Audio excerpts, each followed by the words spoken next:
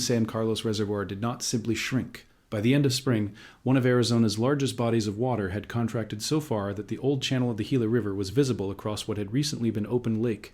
Green vegetation traced the exposed bottom while mudflats replaced coves, and in the water that remained, fish began to die. The change is easiest to understand from space because a Landsat image from June 2023 shows a broad blue reservoir holding about 60% of its capacity. Another image, captured on May 22, 2026, shows a narrow, broken remnant surrounded by dry ground. On that day, the reservoir stored only 389 acre-feet of water, less than 1% full. Within 2 weeks, the San Carlos Recreation and Wildlife Department closed the lake until further notice after a major fish kill affected virtually the entire fish population. That is the visible disaster, but the deeper story is how several ordinary parts of a desert water system lined up at the same time. A weak mountain snowpack reduced the spring water entering the Gila River, while persistent drought kept the watershed dry. Water still had to be released from Coolidge Dam for downstream agriculture, because irrigation is one of the reservoir's central purposes, and the remaining pool became smaller, shallower, warmer, and increasingly unable to hold enough dissolved oxygen for fish. By July 20th, a provisional U.S. Geological Survey reading put storage near 211 acre-feet, even lower than the amount shown in the May satellite image, and that number can be revised. And a reservoir this depleted can fluctuate quickly, but the direction was unmistakable. The lake had not recovered after the fish kill. It continued to retreat. The difference between an acre-foot and a percentage is easy to lose in a story this large. An acre-foot is the volume needed to cover 1 acre of land with 1 foot of water. Reservoir operators use it because it connects storage to landscapes and water deliveries. At 3,089 acre-feet, San Carlos was not holding a small but healthy lake. It was holding a remnant measured against a basin that can spread across thousands of acres when water is abundant. And the comparison with 2023 is especially sharp because it compresses the decline into 3 years. The earlier image does not represent a permanently normal state, and the later image is not the first low point in the reservoir's history, but together they show how quickly the system can change when several dry seasons, weak runoff, and required releases draw down the same account. It is also important not to turn the release of water into a villain without context. Coolidge Dam was built so stored Gila River water could be delivered for irrigation. During drought, that purpose becomes more important at the same time that every release removes a larger share of the remaining pool, and the conflict is structural. Water kept behind the dam can support fish and recreation, while water sent downstream supports farms and communities, and when inflow is strong. The reservoir can do both, but in 2026 there was not enough margin. Stay with me, because this is not only a story about drought, and it is not simply a story about drought, and it is not simply a story about water being released through a dam. The San Carlos Reservoir was built to store an unreliable river in a region where the demand for water continues, even when the supply fails. And that creates a brutal contradiction, because the same structure that makes farms possible during dry periods can leave the reservoir's fishery exposed when inflow collapses, and stored water must still move downstream. And the official closure came on June 5th, after wildlife officials warned that decomposing fish could create health and safety risks for anyone entering the area boating or attempting to fish. The closure covered fishing and related recreational activity, and this was not a precaution based on a forecast. The ecological collapse had already happened, and the reservoir had supported largemouth bass, black crappie, bluegill, channel catfish, and flathead catfish, along with stock brown and rainbow trout. Different species tolerate heat and low oxygen differently, but none can survive indefinitely when the water column loses the oxygen required for respiration. And fish live underwater, yet they still depend on oxygen, which they extract through their gills from oxygen dissolved in the water around them. When that supply drops below what their bodies need, the lake can look calm while the animals inside it are suffocating. And that is why the title matters. The water did not merely fall to an inconvenient boating level. It fell far enough to transform the physical and chemical environment of the lake. The shoreline moved inward, the volume available to fish collapsed, and the surviving water became a shrinking container for heat, organic matter, and thousands of stressed animals. The water still existed. The fishery did not. But the fish kill did not begin with a single dramatic moment. It began months earlier, in the mountains and uplands that feed the Gila River. The 2025-26 winter produced an exceptionally poor snowpack across the watershed. NASA reported that snowpack in the Gila River Basin was only about 2% of the 1991 to 2020 March median, and by April stream flow was about 39% of normal. The reservoir entered the hottest part of the year with very little new water arriving and continuing obligations to release water downstream. That combination set the trap, and to see why the fish died, We have to follow what happens inside a reservoir when water volume, temperature, oxygen, and biological demand all begin moving in the wrong direction. By then, the reservoir's last usable ecological buffer was already disappearing. A reservoir loses oxygen through a sequence of changes that can reinforce one another. First, the water surface contracts and the average depth declines. Sunlight can warm a greater share of the remaining pool, especially in a hot desert climate. Warm water generally holds less dissolved oxygen than cool water generally holds less dissolved oxygen than cool water generally holds. At the same time, fish are crowded into a smaller habitat, so the oxygen demand per unit of water rises. Then the lake's biological machinery begins to work against the fish. Algae, plants, microbes, and animals all take part in daily cycles of oxygen production and consumption. During daylight, photosynthesis can add oxygen near the surface. At night, respiration continues while photosynthesis stops. In a healthy lake, circulation and sufficient water volume can absorb those swings. In an extremely shallow, stagnant pool, oxygen can fall rapidly before dawn, when concentrations are often at their daily minimum. Once fish start dying, decomposition adds another load. Bacteria breaking down carcasses consume oxygen, which can intensify hypoxia in the remaining water.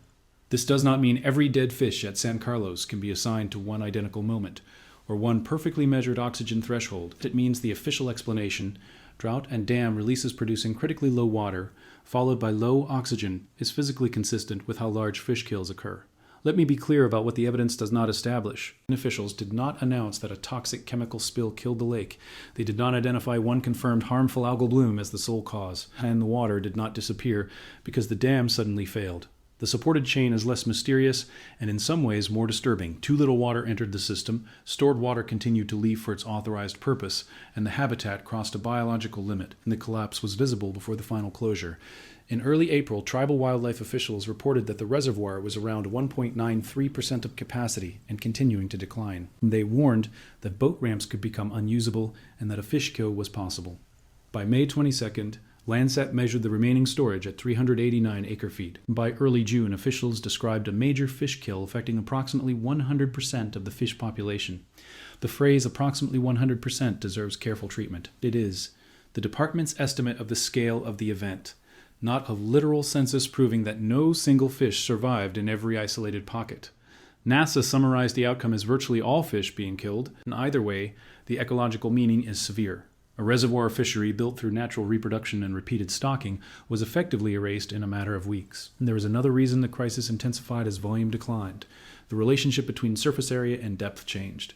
A deep reservoir can contain layers with different temperatures and oxygen concentrations, and wind can mix oxygen into the upper water. An remnant pool spread thinly across a hot basin has less deep refuge and more contact with sun-warmed shallows.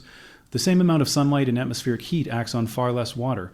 Fish also cannot escape upstream or downstream as freely as they might in an undammed river. Coolidge Dam blocks the lower end, while the upper reservoir can break into shallow channels and isolated pools. As water retreats, the remaining animals are compressed into habitat that may no longer connect to cooler inflows. What looks like a large landscape from the air can become a collection of biological traps at fish level. The department's closure therefore addressed more than dead animals floating at the surface, and decomposition can affect odor, water quality, and contact safety along a long, irregular shoreline. Mud exposed by rapid drawdown can be unstable, and ordinary access routes can end far from the water. The instruction to stay away was part of the event itself, not an administrative detail added afterward. The satellite comparison makes the loss of water appear almost geometric. In 2023, the reservoir spreads across a broad basin behind Coolidge Dam. In 2026, the Gila River's original channel reappears as a thin path through the exposed lake bed.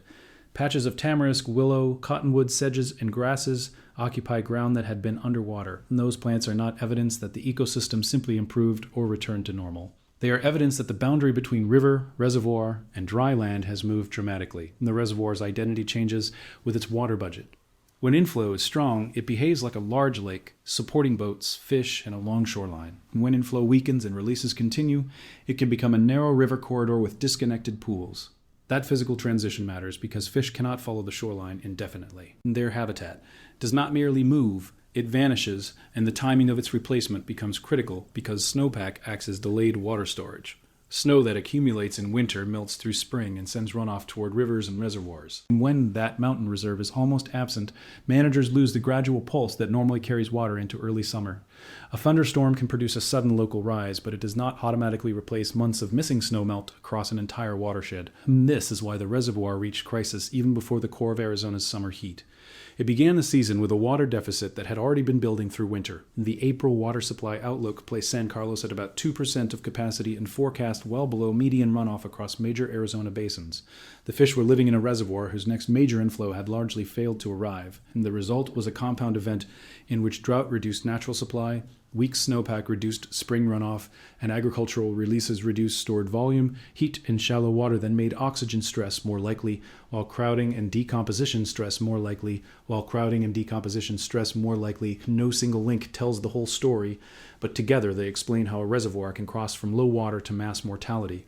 And yet San Carlos has approached this edge before, and the lake's history reveals that the 2026 collapse was not an impossible accident. It was an extreme expression of a problem built into a reservoir designed to capture a river that has always been variable. Coolidge Dam was completed on the Gila River in 1928 as part of the San Carlos irrigation project. Its purpose was not to create a permanently full recreational lake. It was built to capture irregular flows and provide irrigation water to lands downstream. The reservoir that formed behind it lies within the San Carlos Apache Reservation, and its creation carried a human cost that is easy to miss when the story is reduced to a line on a water chart. The historical accounts describe the reservoir flooding the old community of San Carlos, including homes, farms, and graves. The dam's benefits and burdens were never distributed in a simple way, and water stored behind Coolidge Dam became part of a larger irrigation system serving tribal and non-tribal lands, while the San Carlos Apache people lived with a reservoir imposed across their territory and later developed its fishing and recreation resources. And that history changes the meaning of the 2026 fish kill. The lake is not just an empty container waiting for rain. It is a working piece of water infrastructure, a tribal recreation resource, a fishery, a transformed river valley, and a storage account whose balance depends on both nature and legal water deliveries. When the account approaches zero, every one of those roles collides, and local reporting says the reservoir has run out of water or approached that condition at least 20 times since it first filled. A reported fish kill in 1976 killed more than 5 million fish, and another occurred in 2018. And those numbers are historical reports, rather than a new official inventory, but they establish an important boundary. San Carlos has experienced severe ecological resets before.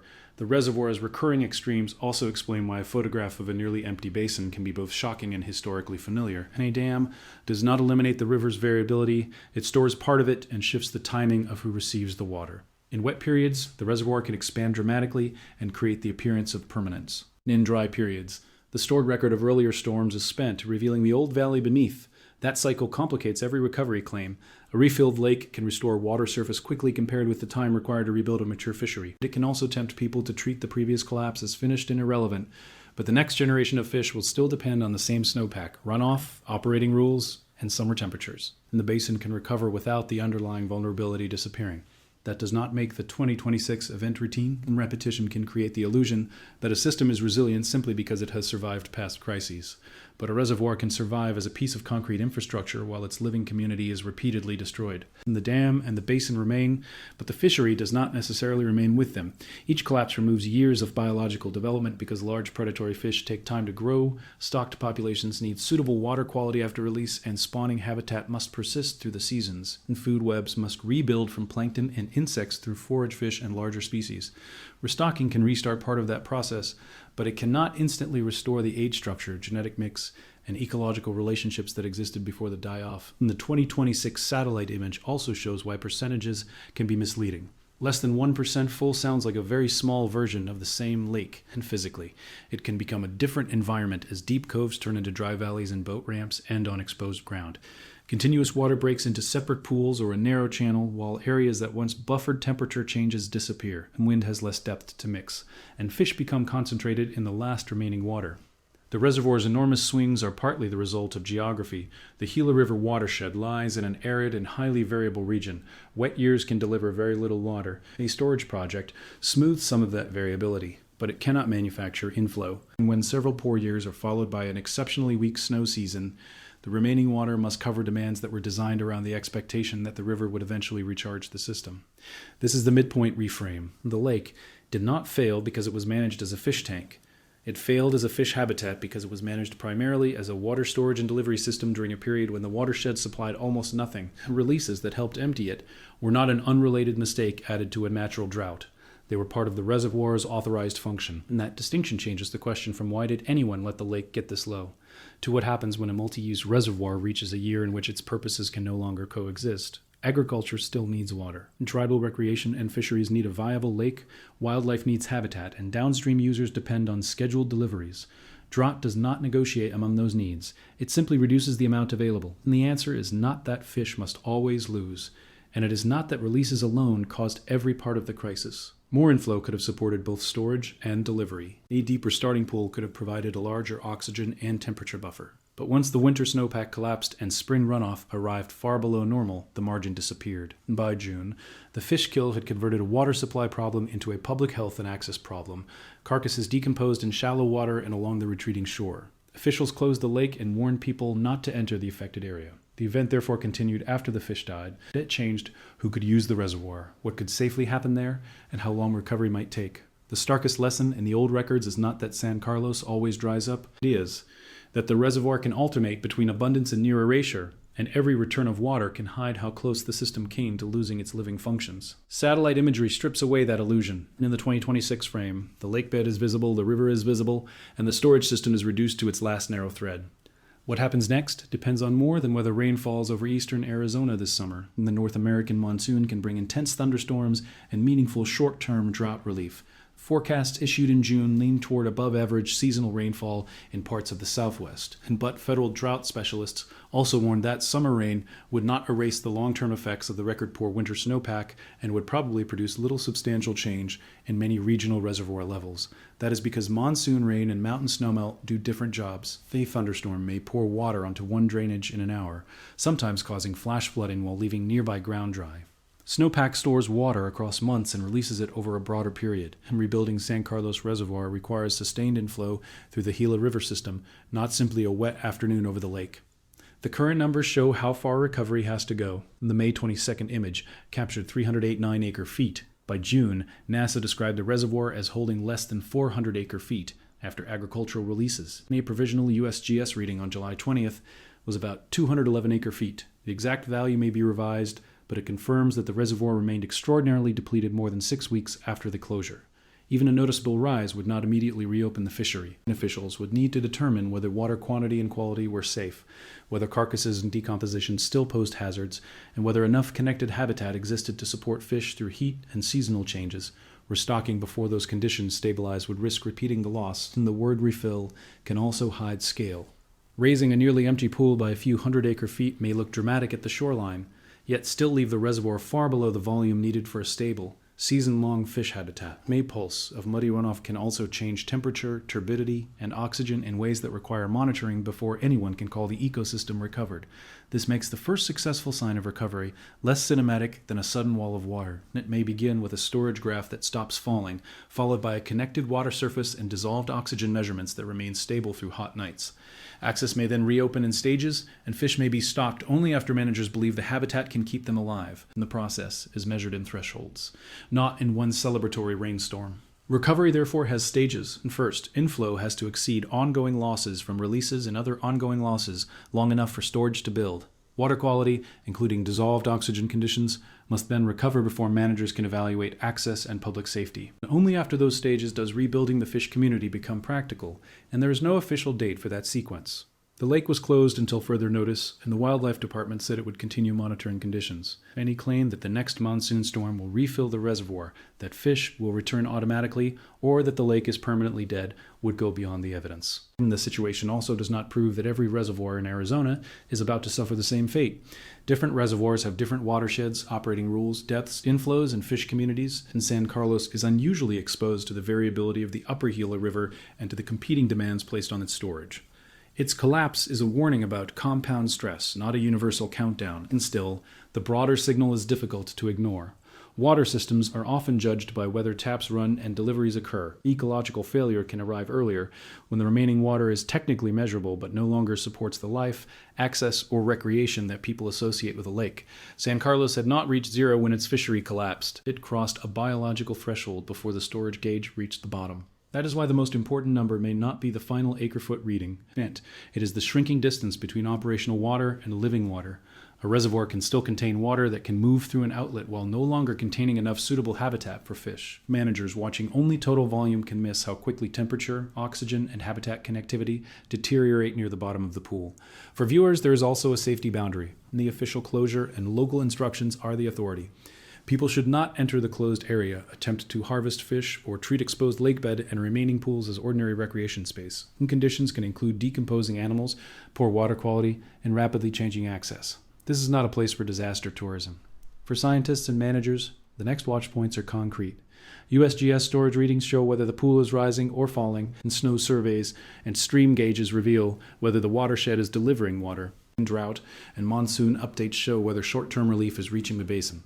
Tribal wildlife notices determine whether the closure changes. And satellite images reveal whether a broad lake surface is returning or the river channel remains exposed. Those observations will also show whether the 2026 event becomes a temporary reset or another step in a repeating cycle. A strong future runoff season could refill parts of the reservoir and allow restocking. Another weak winter could keep the system near its floor. Neither outcome can be assigned a date from the evidence available now.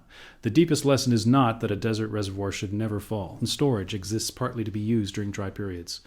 The lesson is that the final increments of water carry disproportionate ecological value. Losing the first half of a reservoir may move the shoreline.